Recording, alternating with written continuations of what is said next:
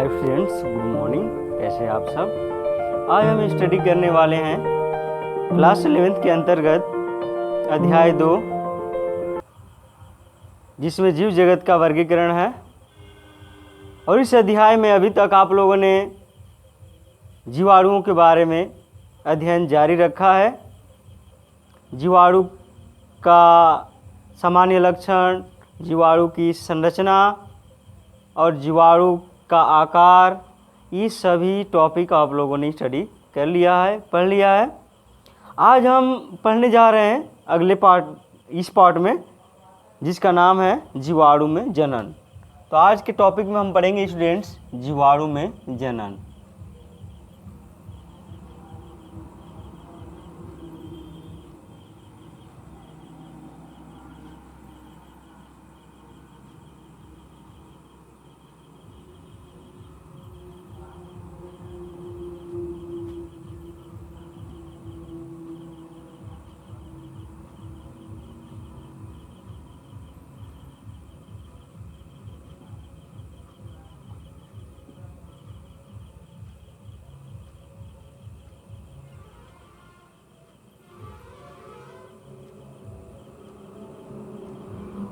Reproduction in bacteria. तो आज के टॉपिक में हम पढ़ेंगे जीवाणु कैसे अपनी अगली संतति उत्पन्न करते हैं, अर्थात एक जीवाणु कैसे अपने नए नए जीवाणुओं का निर्माण करते हैं। तो पहले जनन को समझ लेते हैं कि जनन क्या होता है। तो जनन वह प्रक्रिया है जिसके द्वारा कोई जीव अपने अगली संतति को बनाता है, अपने अगली संतान को जन्म देता है, वह प्रक्रिया जनन कहलाती है। तो हम पढ़ रहे हैं जीवाणु में जनन।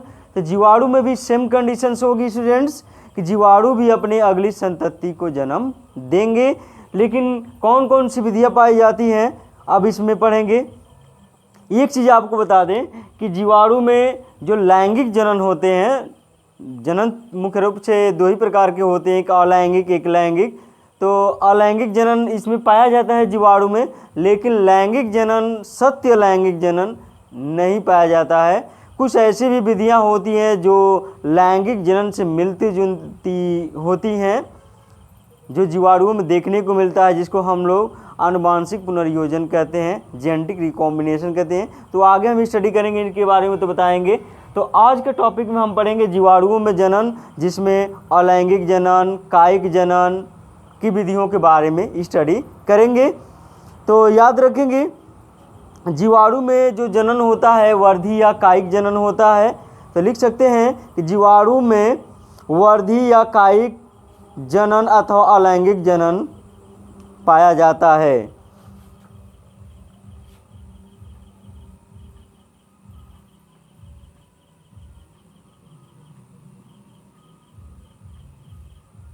जीवाणु में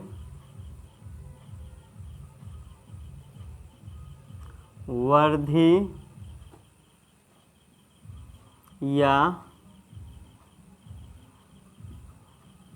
कायिक, जीवाणु में वर्धी या कायिक जनन अथवा अलैंगिक जनन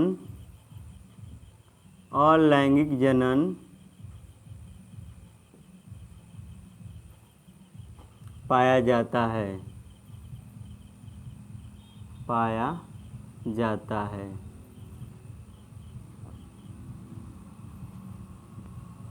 सत्य लैंगिक जनन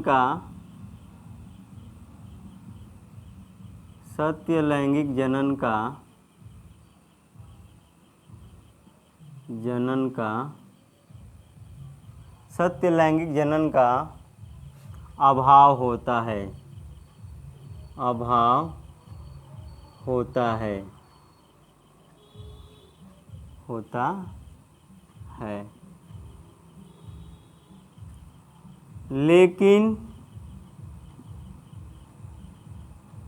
लेकिन कुछ जीवाणुओं में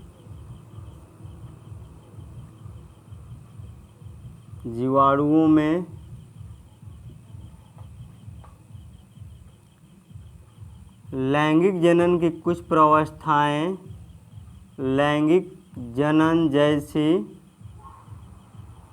जैसी कुछ घटनाएं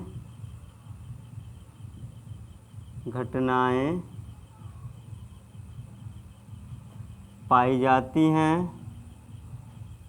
लैंगिक जनन जैसी कुछ घटनाएं पाई जाती हैं जिसे आनुवंशिक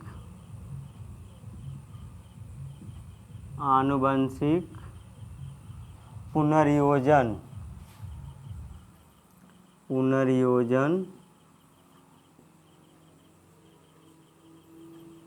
कहते हैं।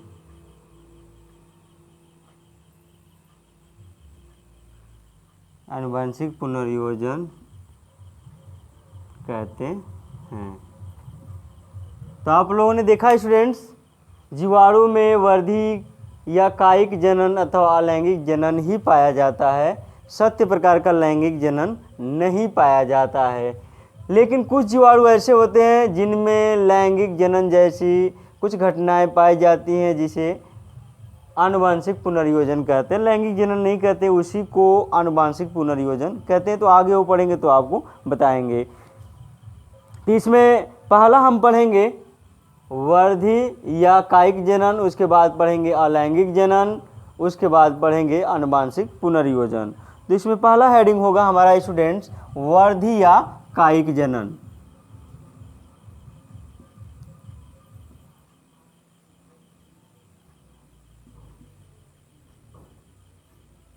वर्धी या कायिक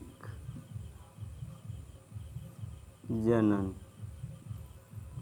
वर्धी या कायिक जनन, जिसको हम लोग वर्धी या कायिक जनन, जिसको हम लोग वेजिटेटिव रिप्रोडक्शन कहते हैं। वेजिटेटिव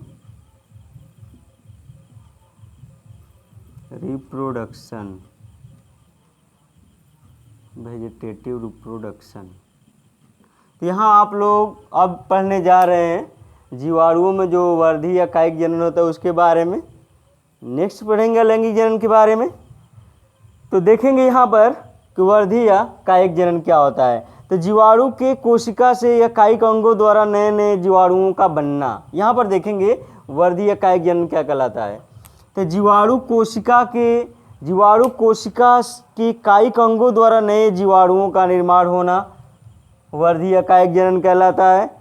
ये भी मुख्य रूप से दो विधियों द्वारा होता है। तो लिख सकते हैं जीवाणु के कायिक अंगों द्वारा, जीवाणु के कायिक अंगों द्वारा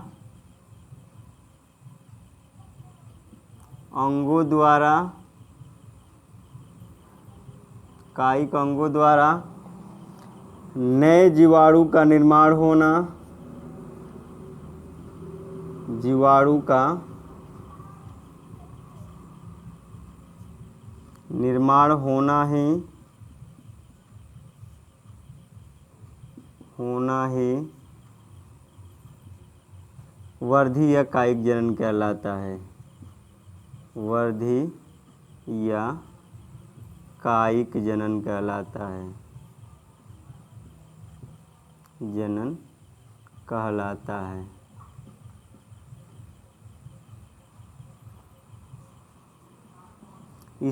इसमें दो विधियां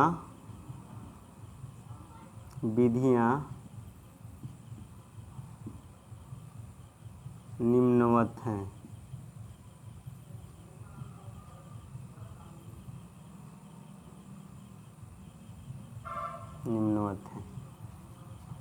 पहली विधि है स्टूडेंट्स जिसको हम लोग कहते हैं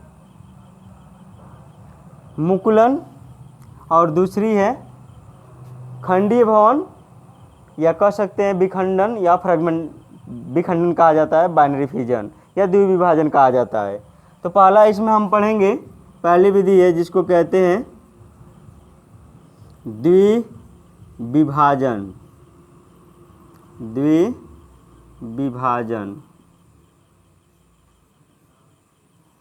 बाइनरी फिजन। Binary fission.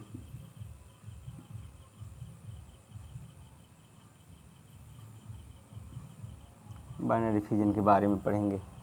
इसमें होता है यूँ स्टूडेंट्स कि द्विविभाजन में जीवाणु कोशिका का जो शरीर होता है, बॉडी होता है, कायिक अंग होता है, कायिक अंग शरीर होता है, दो भागों में बट जाता है और दो नए जीवाणुओं का उससे निर्माण होता है। तो इससे पहले क्या होता है कि जो जीवाणु कोशिका होती है उसका जो डीएनए होता है वो डुप्लीकेट करता है, फिर उसका डीएनए दो भागों में डिवाइड हो जाता है जिसको कैरियोकाइनेसिस कहते हैं। फिर उसके बाद उसका साइटोप्लाज्म डिवाइड होने के लिए उसकी सेल वॉल स्ट्रेच करती है, सिकुड़ती है, मध्य से सिकुड़ती है, दो भाग मध्य से सिकुड़ना स्टार्ट होती है और जिसको हम लोग संकीर्णन बोलते हैं, कंस्ट्रिक्शन बोलते हैं। और फिर वो धीरे धीरे सिकुड़ते सिकुड़ते बीच से कोशिका द्रव्य को दो भागों में डिवाइड कर देती है, जिससे एक जीवाणु कोशिका दो जीवाणु कोशिका में डिवाइड हो जाती है। तो थोड़ा आप लोग इसको चित्र के माध्यम से देख लेंगे।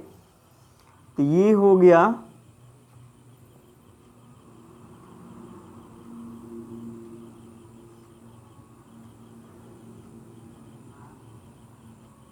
एक जीवाणु कोशिका का स्ट्रक्चर पढ़े लेकिन बना लेते हैं। और ये हो गया इसका नग्न डीएनए जिसको हम लोग केंद्रकाव कहते हैं। ये केंद्रकाव हो गया, ये सेल वॉल हो गई, लिख सकते हैं सेल वॉल, कोशिका भित्ति थोड़ा बड़ा करके लिखते हैं, सेल वॉल। और ये हो गई plasma membrane, plasma membrane Hindi जान लेंगे, कोशिका भित्ति और कोशिका कला। ये हो गया इसका केंद्रकाव जिसको डीएनए कहते हैं, केंद्रकाव, नग्न डीएनए या डीएनए कहा जाता है, पोस्ट में लिख सकते हैं डीएनए। अब यहाँ देखेंगे स्टूडेंट्स होता क्या, ये हो गया इसका क्या चीज़, साइटोप्लाज्म, दिस इज साइटोप्लाज्म, ये हो गया साइटोप्लाज्म जिसको हम लोग कोशिका द्रव्य कहते हैं। अब इसमें होता यूँ है कि इसका जो डीएनए होता है वो डुप्लीकेट होता है। तो नेक्स्ट स्टेप में देखेंगे इसका डीएनए डुप्लीकेट होता है। तो यहाँ हम बना लेते हैं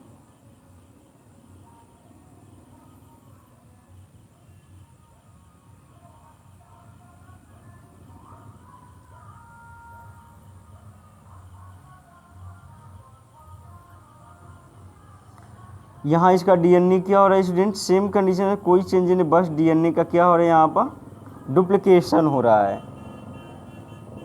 तो यहाँ लिख सकते हैं डीएनए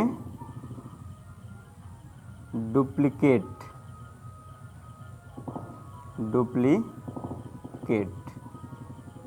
डीएनए डुप्लीकेट। यहाँ पर डीएनए क्या हो गया है, द्विगुणन कर लिया है, अर्थात एक डीएनए से दो डीएनए क्या हो गया है, बन गया है। अब यहाँ पर देखेंगे नेक्स्ट स्टेप में क्या होता है स्टूडेंट्स कि इसका जो ये सेल वॉल होती है, सेल मेम्ब्रेन, बीच से संकीर्णन इनमें होता है, सिकुड़ने लगती है और डीएनए दो भागों में डिवाइड हो जाता है। तो यहाँ पर हम बना लेते हैं, यहाँ पर देखेंगे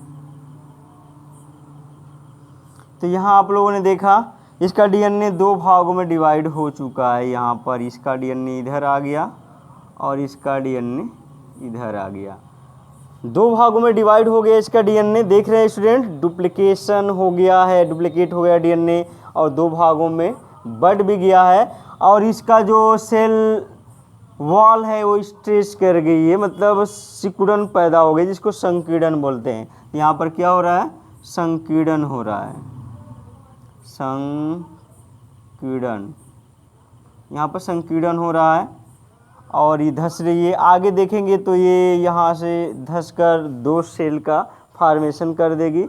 तो यहाँ से धंस करिए क्या करेगी स्टूडेंट, ये सड़ जाएगी यहाँ पर और सड़ के 2 सेल्स का फॉर्मेशन कर देगी। तो एक सेल यहाँ बन गई,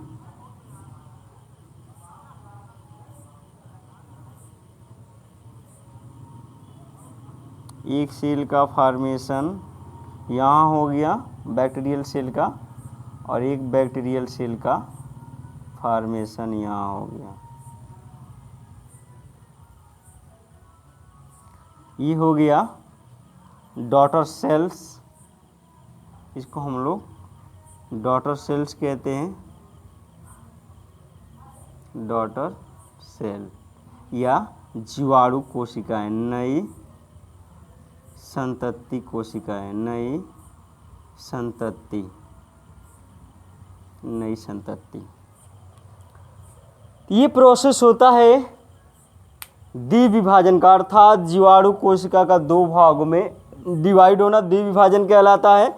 आप लोगों ने देखा सर्वप्रथम क्या हुआ है, इसका डीएनए डुप्लीकेट किया है, फिर डीएनए डुप्लीकेट करके 2 भागों में डिवाइड हो गया है, फिर इसकी सेल वॉल में संकीर्णन हुआ है, बीच से धंसना प्रारंभ की, ये धंस कर ये यहाँ से 2 भागों में डिवाइड होकर 2 नई संतति कोशिकाओं का निर्माण कर दी है। तो इसको कहते हैं विखंडन या द्विविभाजन कहते हैं, बाइनरी फिजन कहते हैं। इसमें लिख लेंगे जीवाणु उचित एवं अनुकूल वातावरण में, जीवाणु उचित एवं अनुकूल वातावरण में, अनुकूल वातावरण में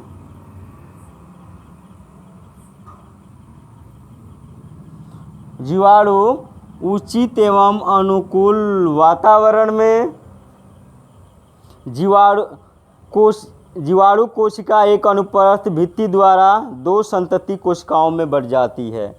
तो जीवाणु उचित एवं अनुकूल वातावरण में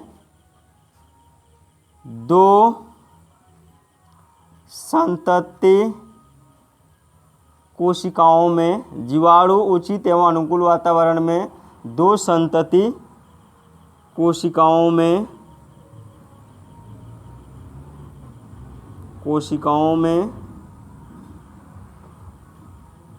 बट जाती है, बट जाती है। जैसा आप लोग यहाँ देख रहे हैं, अनुकूल एवं उचित वातावरण में क्या होती है, 2 संतति कोशिकाओं में डिवाइड हो जाती है, जो आप लोगों ने लिखा है। फिर आगे नोट करेंगे स्टूडेंट्स, बट जाती है। विखंडन से पूर्व कोशिका अपने आकार में वृद्धि करती है, विखंडन से पूर्व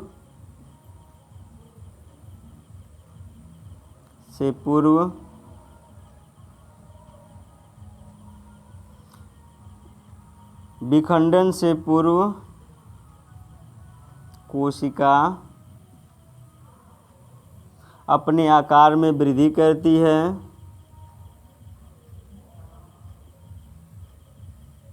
आकार में वृद्धि करती है,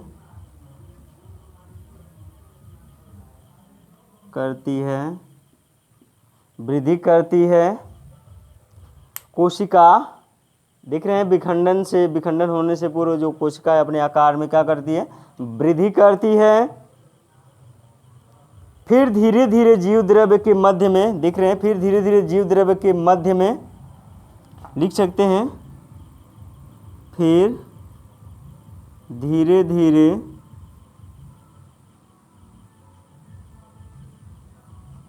जीव द्रव्य के मध्य में, जीव द्रव्य के मध्य में एक संकीर्णन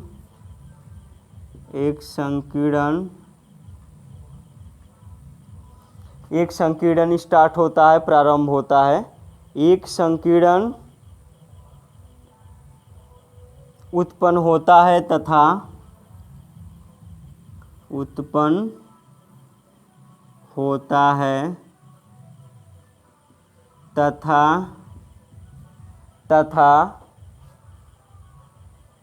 अनुप्रस्थ भित्ति बनने के कारण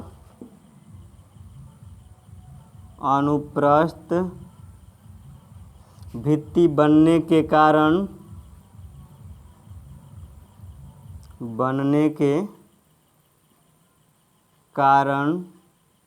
अनुप्रस्थ भित्ति बनने के कारण मतलब बीच में अनुप्रस्थ भित्ति बनने के कारण दो बराबर भागों में विभाजित हो जाती है। दो बराबर भागों में विभाजित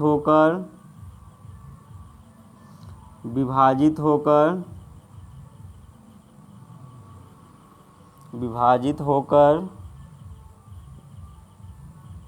दो नई संतति का निर्माण करती है।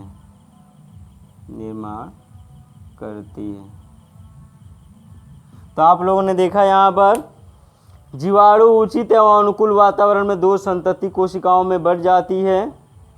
विखंडन से पूर्व कोशिका अपने आकार में वृद्धि करती है, फिर धीरे धीरे जीव द्रव्य के मध्य में एक संकीर्ण उत्पन्न होता है तथा अनुप्रस्थ भित्ति बनने के कारण दो बराबर भागों में विभाजित होकर दो नई संतति कोशिका यहाँ लिखेंगे संतति कोशिकाओं का दो संतति कोशिकाओं का निर्माण करती है।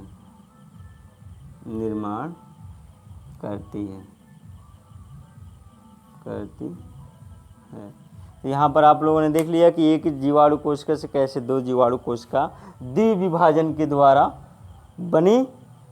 बहुत इजी है, आप लोग बस फिगर या डायग्राम के द्वारा भी समझेंगे तो समझ पाएंगे, और लिखना भी चाहें तो अपने मन से भी लिख सकते हैं। आगे इसका दूसरी विधि देखेंगे। यहाँ पर देख रहे हैं ना, इसमें दो विधियाँ निम्नवत हैं। तो पहली विधि आप लोगों ने स्टडी कर लिया।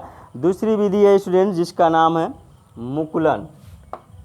विखंडन या द्विविभाजन के बाद हम पढ़ेंगे मुकुलन। वर्धीय कायिक जनन की दूसरी विधि है मुकुलन।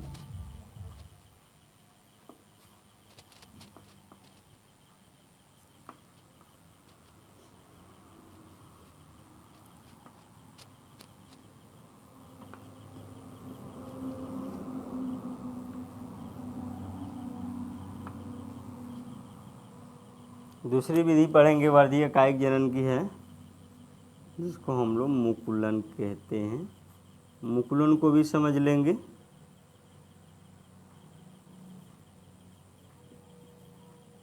मुकुलन जिसको हम लोग बडिंग कहते हैं। बडिंग देखेंगे मुकुलन क्या होता है। तो जीवाणु कोशिका में एक मुकुल का निर्माण होता है। एक कलिका जैसी संरचना बनती है। धीरे धीरे वह कलिका जैसी संरचना वृद्धि कर जाती है अपने आकार में।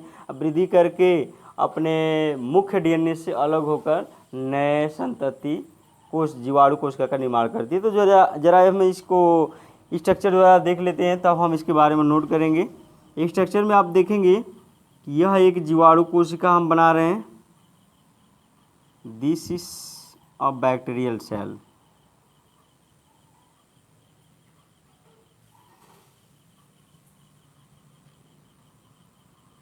यह इसका आपको पता है स्टूडेंट्स कि यह इसका क्या हो गया, सेल वॉल नॉमिनेशन कर देते हैं।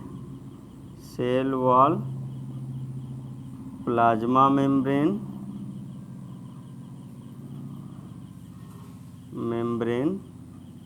Plasma membrane.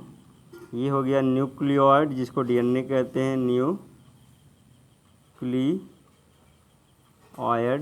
न्यूक्लियोइड। ये हो गया इसका साइटोप्लाज्म। ये हो गया इसका साइटोप्लाज्म। अब देखेंगे ये विभिन्न भागों के बारे में हम पीछे पढ़ा चुके हैं, बस यहाँ थोड़ा सा आपको बताने के लिए सारे नामिनेशन किए हैं। इसमें होता क्या है, ये जीवाणु जो कोशिका देख रहे हैं, इस जीवाणु कोशिका में एक मुकुल का फॉर्मेशन होता है। तो मुकुल का फॉर्मेशन आप लोग करके देख लेंगे कैसे होता है।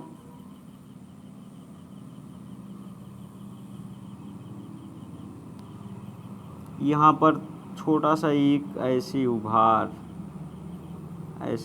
निकलता है।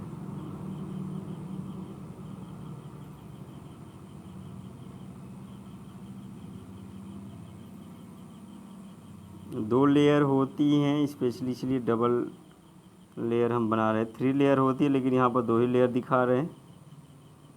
यहाँ पर देख लिए, यह जीवाणु कोशिका है, इसका सारा चीज़ इसका डीएनए होता है। ये डीएनए में डुप्लीकेट करता है। ये हो गया मुकुल, जिसको हम लोग कह रहे थे मुकुल, ये मुकुल हो गया। इंग्लिश में बड कहा जाता है, बड का।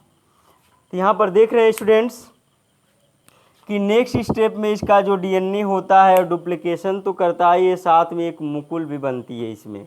यह मुकुल धीरे धीरे क्या होता है, वृद्धि करते जाते हैं। यह इसका साइटोप्लाज्म हो गया, सारा नामिनेशन हम यहाँ कर चुके हैं। धीरे धीरे यह मुकुल क्या होता है, वृद्धि करता है। तो नेक्स्ट स्टेप में देखेंगे वृद्धि करता है और डीएनए भी 2 भागों में डिवाइड हो जाता है।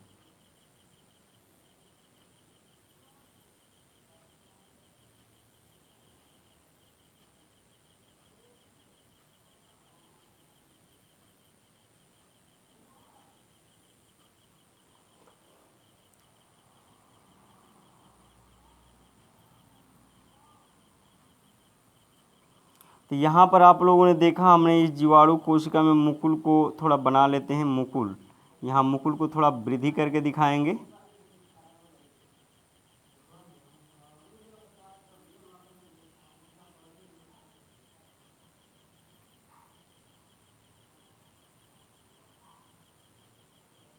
देख रहे हैं यहाँ मुकुल बढ़ रहा है और इसका डीएनए होता है, ये डुप्लीकेट कर गया है। ये डीएनए इसका डुप्लीकेट कर गया है और डुप्लीकेट करके यहाँ से 2 भागों में बट रहा है। ये इसका जो डीएनए होता है, एक तो ये हो गया और एक डीएनए डिवाइड होकर यहाँ से धीरे धीरे इसके अंदर प्रवेश कर रहा है इधर साइड में। आगे स्टेप में देखेंगे, नीचे बना देते हैं। आगे स्टेप में क्या होता है कि यह मुकुल के अंतर्गत, ये मुकुल के अंतर्गत ये डीएनए प्रवेश कर जाता है। देख लेंगे यहाँ पर।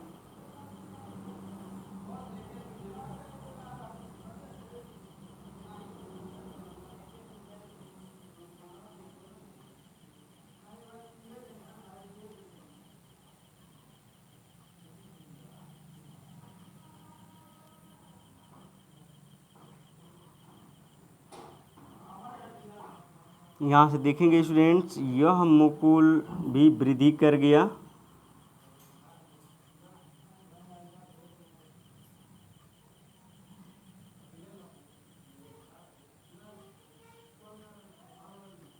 यह मुकुल वृद्धि कर गया और इसका डीएनए ये रह गया और इसका डीएनए ये चला आया।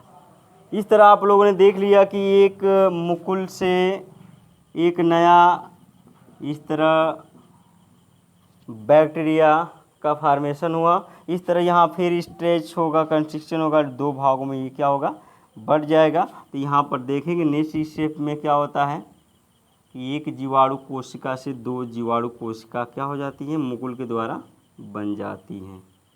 एक बैक्टीरियल सेल हो गया स्टूडेंट्स, यहाँ पर इसी को बना रहे हैं जो अलग हुई है। एक बैक्टीरियल सेल हुआ, इसका एजेंटिक मटेरियल हो गया टोटली, और ये इसका क्या हो गया, कोशिका द्रव्य हो गया। और दूसरी जो जीवाणु कोशिका हम उसको यहाँ बना देते हैं, जीवाणु कोशिका।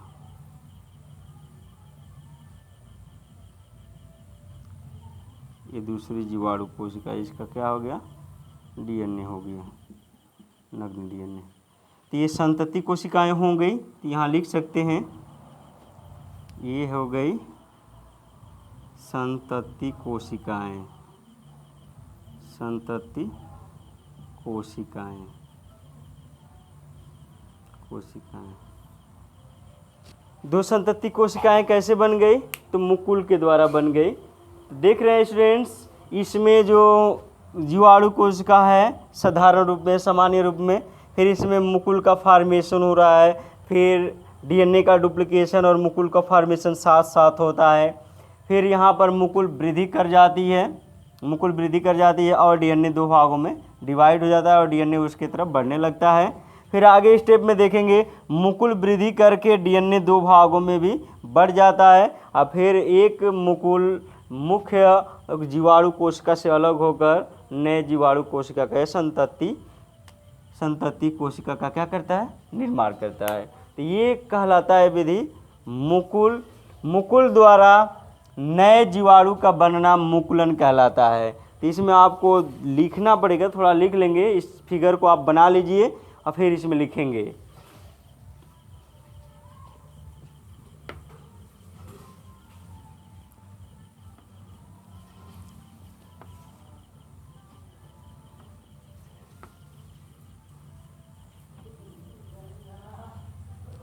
लिखेंगे इस विधि में जीवाणु कोशिका से एक उभार निकलता है।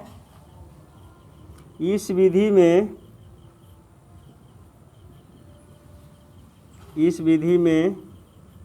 जीवाणु कोशिका से एक उभार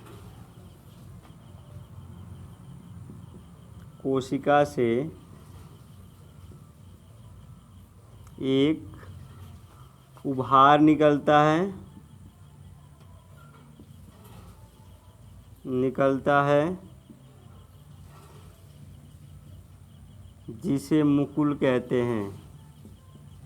जिसे मुकुल कहते हैं, मुकुल कोष्ठ में लिख सकते हैं, बड कहते हैं। यहाँ पर आप लोगों ने देखा इस विधि में जीवाणु कोशिका से एक उभार निकलता है जिसे मुकुल कहते हैं। फिर इसमें कोशिका द्रव्य और केंद्रकीय पदार्थ आ जाते हैं। फिर इसमें कोशिका द्रव्य जो आप लोगों ने फिगर में देखा था, कोशिका द्रव्य एवं केंद्रकीय पदार्थ अर्थात डीएनए केंद्रकीय पदार्थ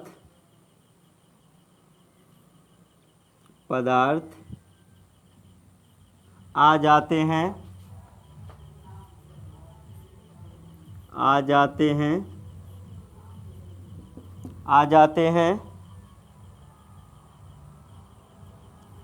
पूर्ण विकसित होने पर मुख्य मुकुल जनन कोशिका के संकीर्ण द्वारा अलग होकर नई कोशिका के रूप में कार्य करने लगती है। तो लिख सकते हैं आगे पूर्ण विकसित होकर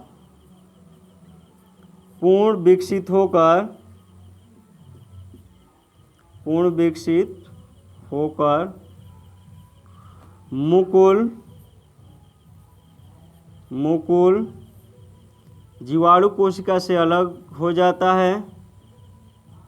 जीवाणु कोशिका से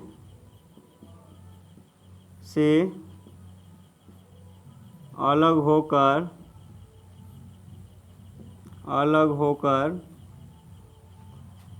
नई जीवाणु कोशिका की तरह कार्य करने लगता है।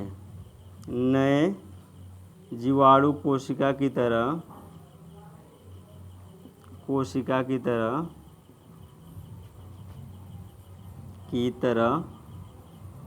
कार्य करने लगता है।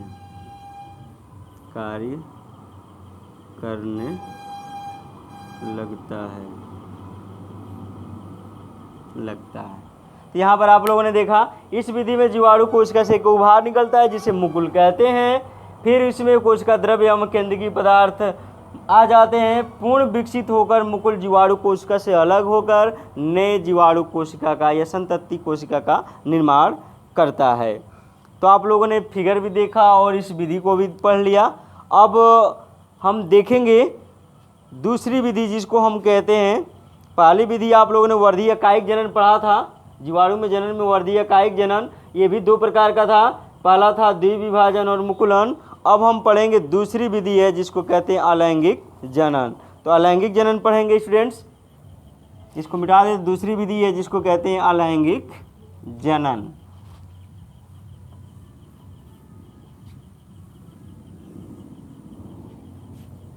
अलैंगिक जनन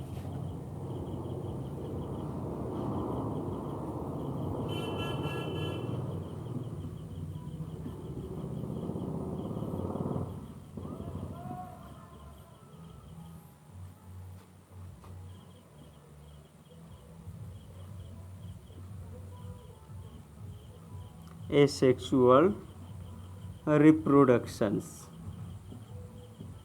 इसमें भी एक जनक की आवश्यकता होती है। आपको बता रखे हैं कि जीवाणु में दो जनक कभी नहीं पाए जाते, इसलिए सत्य प्रकार का लैंगिक जनन नहीं पाया जाता है। तो ये अलैंगिक जनन है, इसमें भी एक जनक से नई संतति बनेगी, अर्थात एक जीवाणु से नई जीवाणु कोशिका का निर्माण होगा। तो लिख लेंगे कि अलैंगिक जनन में एक ही जीवाणु कोशिका से नए जीवाणुओं का निर्माण होता है। अलैंगिक जनन में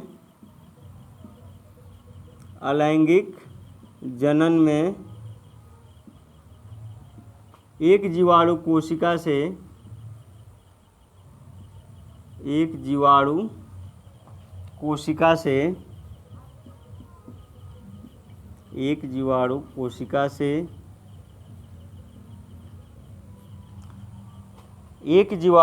कोशिका से नए जीवाणु का निर्माण होता है।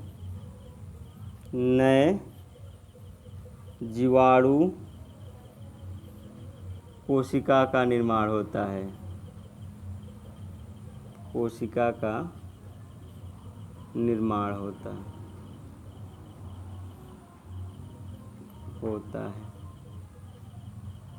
तो यहाँ पर आप लोगों ने देखा अलैंगिक जनन में एक जीवाणु कोशिका से नए जीवाणु कोशिका का निर्माण होता है। इसकी कुछ विधियाँ निम्न हैं। इसकी भी विधियाँ कुछ हैं। इसकी कुछ विधियाँ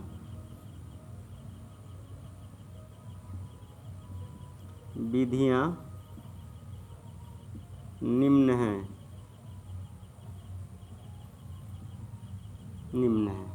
इसकी कुछ विधियाँ निम्न हैं। पहला है स्टूडेंट्स अंतःबीजाणु द्वारा। पहला है इसमें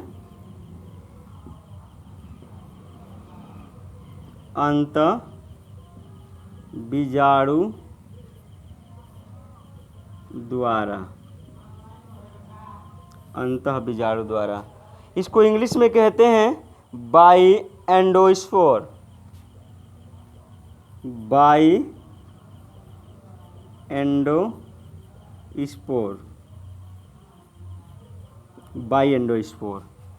देखेंगे कि ये एक प्रकार के प्रतिरोधी जीवाणु हैं जो बैसिलस तथा क्लास्ट्रीडियम जीवाणु में अधिकता से बनते हैं। एंडोस्पोर एक जटिल संरचना है तथा ये प्रतिकूल वातावरण में ही बनते हैं। एंडोस्पोर प्रतिकूल परिस्थितियों में जीवाणु कोशिका की रक्षा करते हैं। इनके बीजाणु चोल पर रासायनिक पदार्थ का या गर्म जल का कोई प्रभाव नहीं पड़ता है और ये अनुकूल परिस्थितियों में नए जीवाणु कोशिका का निर्माण करते हैं। तो याद रखेंगे इसमें क्या होता है कि ये जीवाणु कोशिका होती है। मान लेते हैं ये जीवाणु कोशिका है।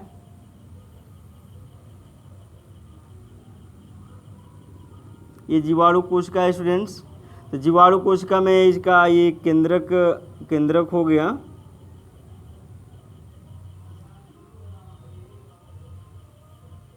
ये इसका क्या हो गया स्टूडेंट्स? केंद्रक हो गया। तो इसमें क्या होता है कि प्रतिकूल परिस्थितियों में इसमें क्या बनते हैं? बीजाणु बनते हैं। जब ये प्रतिकूल कंडीशन आ जाती है, अनुकूल नहीं प्रतिकूल, जैसे गर्मी आ गई, अधिक गर्मी टेम्परेचर आ गया और ज़्यादा क्या आ गया, इनको रहने के लिए सूटेबल वातावरण ना हो तो उसको प्रतिकूल वातावरण कहते हैं। तो उनमें क्या होता है? बीजाणु बनते हैं। बीजाणु जिसको हम लोग स्पोर कहते हैं। स्पोर क्या होते हैं स्टूडेंट्स? बनते हैं।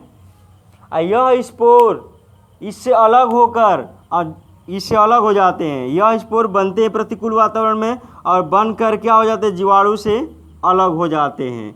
अलग होकर और भूमि पर या एटमॉस्फेयर में या वातावरण में फैल जाते हैं। और जैसे ही इसको अनुकूल वातावरण मिलता है, अनुकूल वातावरण जैसे ही इनको मिलता है तो ये क्या करते हैं? नए जीवाणु कोशिका का क्या कर देते हैं स्टूडेंट्स? फॉर्मेशन कर देते हैं। तो ये होता है क्या? किसके द्वारा? अंतःबीजाणु द्वारा। ये बीजाणु कहाँ है? कोशिका के, जीवाणु कोशिका के अंदर बन रहे हैं, इसलिए अंतःबीजाणु कहा जाता है। तो इसमें आप लोग नोट करेंगे इसमें आप लोग नोट करेंगे स्टूडेंट्स, लिखेंगे कि ये एक प्रकार के प्रतिरोधी जीवाणु हैं। ये एक प्रकार के प्रतिरोधी जीवाणु हैं।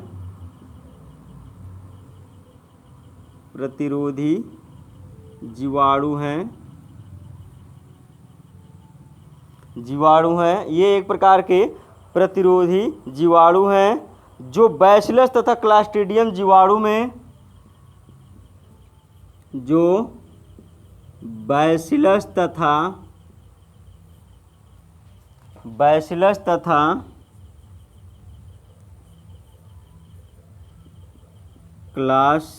क्लास्ट्रीडियम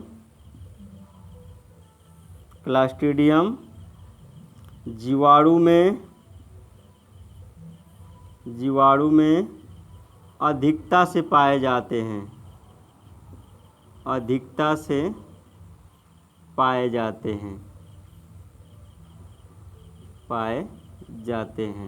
तो यहाँ पर आप लोगों ने देखा कि अंतः बीजाणु कब बनते हैं और किन में पाए जाते हैं, तो बैसिलस और क्लास्ट्रीडियम में अधिकता से यह एंडोस्पोर अधिकता से पाए जाते हैं। एंडोस्पोर एक जटिल संरचना है। एंडोस्पोर एक जटिल संरचना है।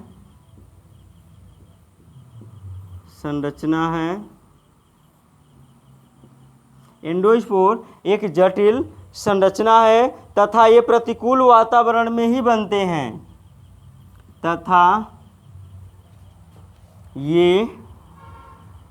प्रतिकूल वातावरण में ही बनते हैं। प्रतिकूल वातावरण में ही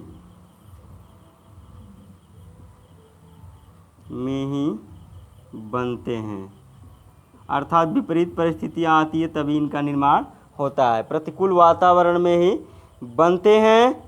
एंडोस्पोर प्रतिकूल वातावरण में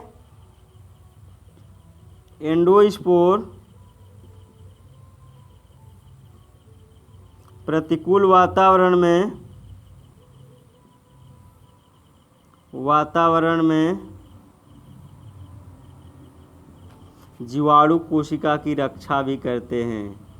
जीवाणु कोशिका की रक्षा भी करते हैं।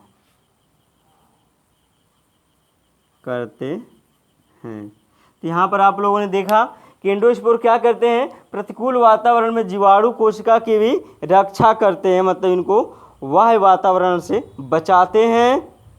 इनके बीजाणु पर व रासायनिक पदार्थ लिख सकते हैं। इनके बीजाणु पर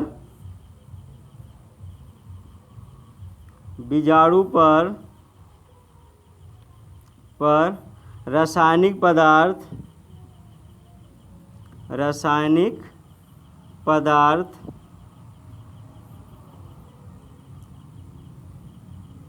अधिक तापमान,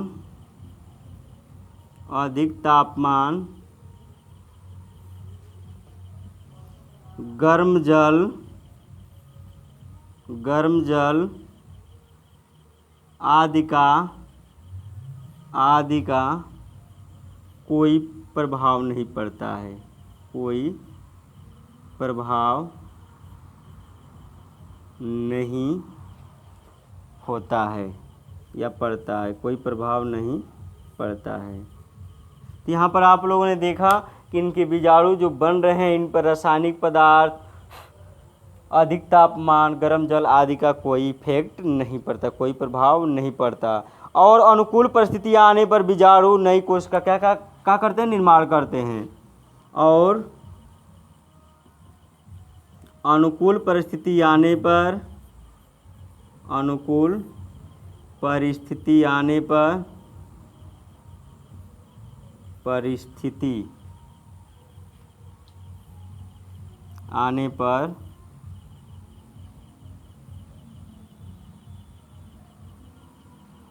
आने पर जीवाणु कोशिका आने पर नई जीवाणु कोशिका का निर्माण करते हैं। जीवाणु कोशिका या संतति कोशिका का निर्माण करते हैं।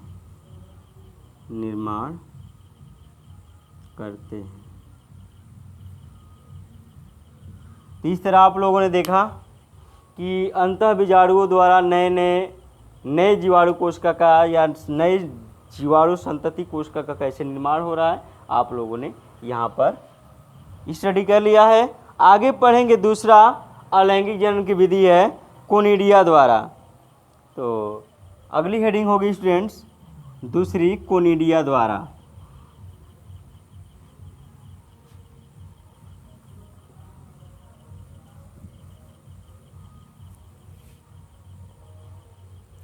दूसरा है इसमें कोनिडिया द्वारा। कोनिडिया द्वारा बाइकोनिडिया देखेंगे इसमें क्या होता है।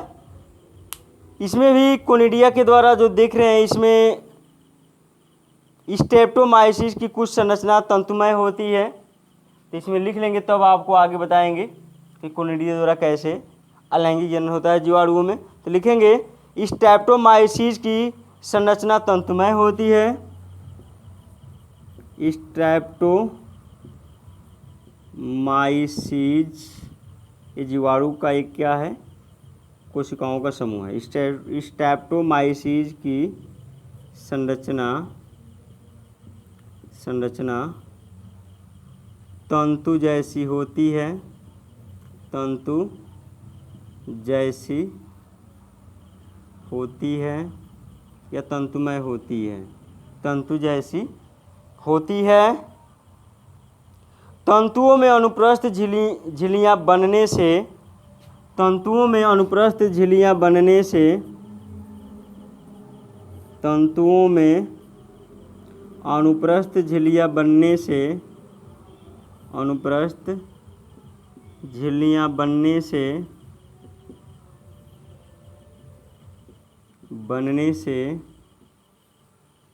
अनुप्रस्थ झिल्लियाँ बनने से श्रृंखला में कोनिडिया बनते हैं। श्रृंखला में कोनिडिया बनते हैं। कोनिडिया बनते हैं। श्रृंखला में कोनिडिया बनते हैं। कोनिडिया मुक्त होकर अनुकूल वातावरण में कोनिडिया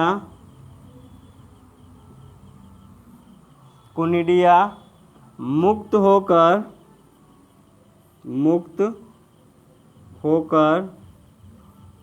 अनुकूल वातावरण में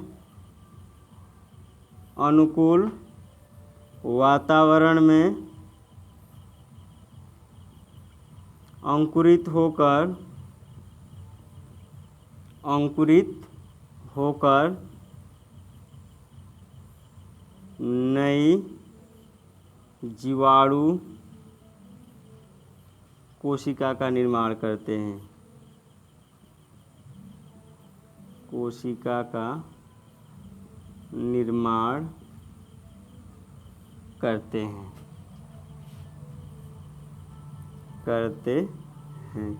तो इस तरह आप लोगों ने देखा कि स्ट्रेप्टोमाइसिस की संरचना तंतु जैसी होती है, तंतुमय होती है। तंतुओं में अनुप्रस्थ झिल्लियाँ बनने से श्रृंखला में कोनिडिया बनते हैं। कोनिडिया बनते हैं। कोनिडिया मुक्त होकर अनुकूल वातावरण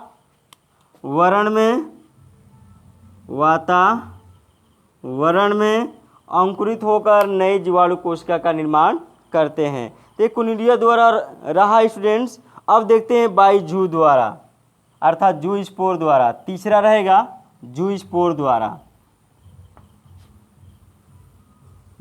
अलैंगिक जनन की तीसरी विधि है जू स्पोर द्वारा।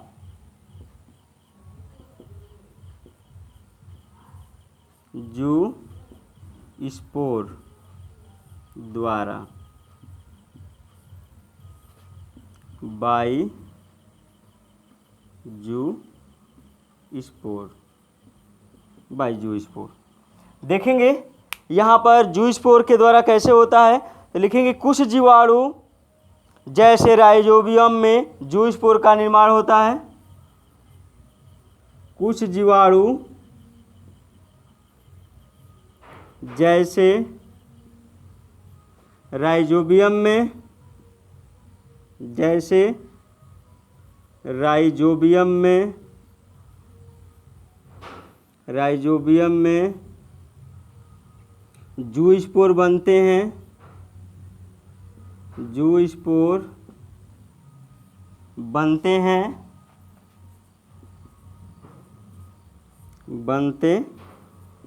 हैं, कुछ जीवाणु जैसे राइजोबियम में जू स्पोर बनते हैं, जिससे नए जीवाणु का निर्माण होता है, जिससे नए जीवाणु कोशिका का निर्माण होता है, कोशिका का निर्माण होता है। तो यहाँ पर आप लोगों ने देखा कुछ जीवाणुओं में जैसे राइजोबियम उसका एग्जाम्पल है। इसमें क्या बनते हैं स्टूडेंट्स, जू स्पोर बनते हैं, और जू स्पोर विकसित होकर नए जीवाणु कोशिका का क्या करते हैं, निर्माण करते हैं। अलैंगिक जनन की चौथी विधि आप लोग देख लेंगे जिसका नाम है सिस्ट द्वारा, तो इसको भी आप लोग पढ़ लेंगे, स्टडी कर लेंगे इसके बारे में भी। चौथी विधि है सिस्ट द्वारा, सिस्ट बाई सिस्ट। ये सिस्ट क्या होता है ये भी समझेंगे। तो लिखेंगे एजेटोबैक्टर जीवाणु में,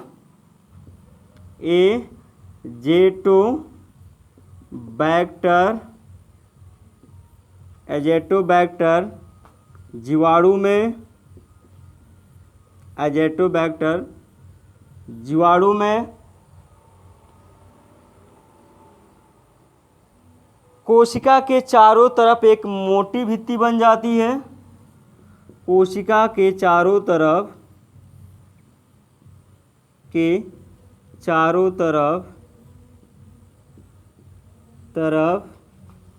एक मोटी भित्ति बन जाती है,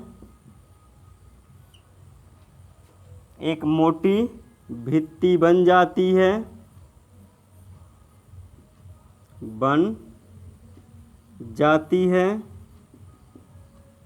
एक मोटी भित्ति क्या हो जाती है, कोशिका जीवाणु कोशिका के चारों ओर एक मोटी भित्ति का निर्माण हो जाता है, बन जाती है, जिससे यह एक सिस्ट का रूप धारण कर लेती है, जिससे यह एक सिस्ट का रूप धारण कर लेती है, का रूप धारण कर लेती है, जिससे जो मोटी भित्ति बन जाती है यह किस में बदल जाती है, सिस्ट में बदल जाती है, सिस्ट का रूप धारण कर लेती है। अनुकूल वातावरण में सिस्ट अंकुरित होकर, यह सिस्ट क्या होता है, अनुकूल वातावरण में अंकुरित होता है। तो अनुकूल वातावरण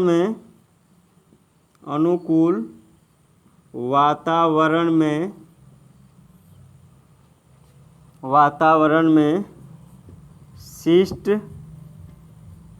अंकुरित होकर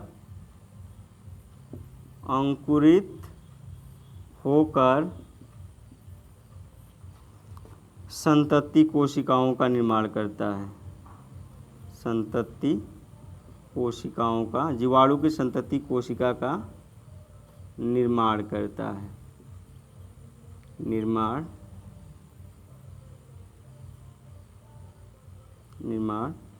करता है।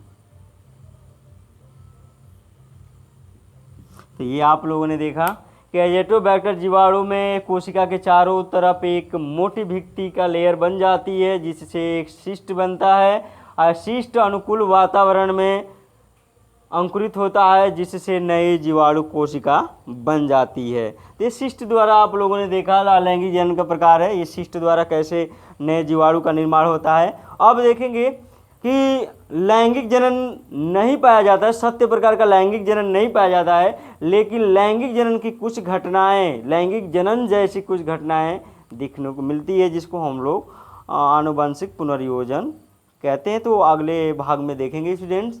तो जीवाणुओं में आप लोगों ने कायिक जनन, वर्धी या कायिक जनन पढ़ा आज, और उनके प्रकारों को, और अलैंगिक जनन के प्रकारों को पढ़ा, और इसको लाइन बाय लाइन पढ़ते रहेंगे।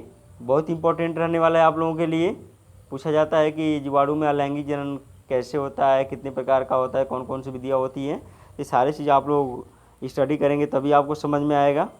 तो आज के वीडियो में इतना ही रहने देते हैं, अगले वीडियो तक बने रहें। धन्यवाद।